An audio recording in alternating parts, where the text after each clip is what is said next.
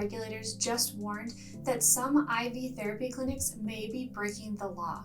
And if you're thinking about buying an IV franchise, this is something you need to understand before you invest several $100s into one location. Because this is not about one brand doing something wrong, this is about an industry risk. I'm Carissa Bay from Franchise Inspectors, where we help people find and evaluate good franchises. Now, last week, a news report came out of Kansas that said regulators are concerned that some retail IV clinics are operating without proper medical oversight. They said IV therapy is considered a medical practice in Kansas. That means a licensed provider has to evaluate the patient, prescribe the treatment, and then supervise the IV. Regulators said they are seeing clinics where unqualified staff may be giving IVs, and they also warned that letting patients pick an IV cocktail off of a menu might not count as a valid prescription. Some clinics are using a blanket list of standing orders from a medical director to cover all patients, but regulators are saying that each patient may need a real medical evaluation. And if clinics don't follow the rules, there can be fines, license suspension, or even criminal liability. This is a pretty serious warning. And this is not just about Kansas. This is about what happens when you buy into a trendy industry where the rules are still changing. IV therapy clinics are popping up everywhere right now. Who's to say these same issues may not be brought up by regulators in your state? Did you know that there are over 10 different franchises that offer IV therapy? Here's just a few that we know of, and some of these are growing fast, like hundreds of locations per year fast. But fast growth in a lightly regulated industry can be really risky because regulations can change overnight.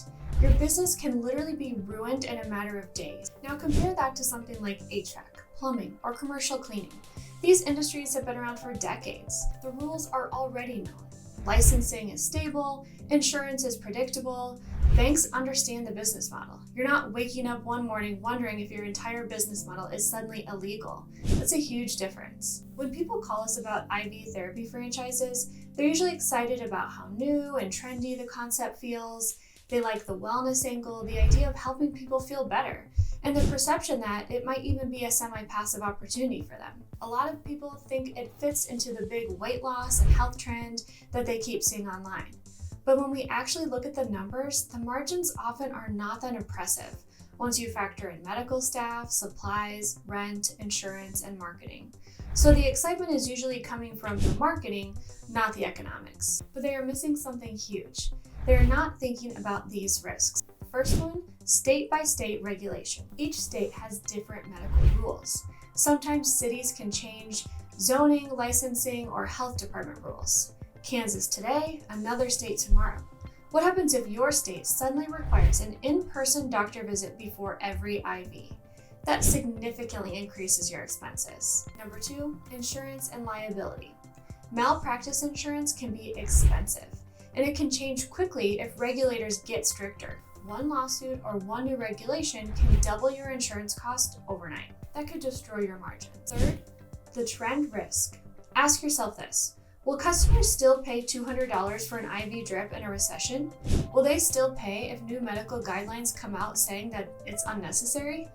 Trendy wellness concepts can grow fast and can disappear fast.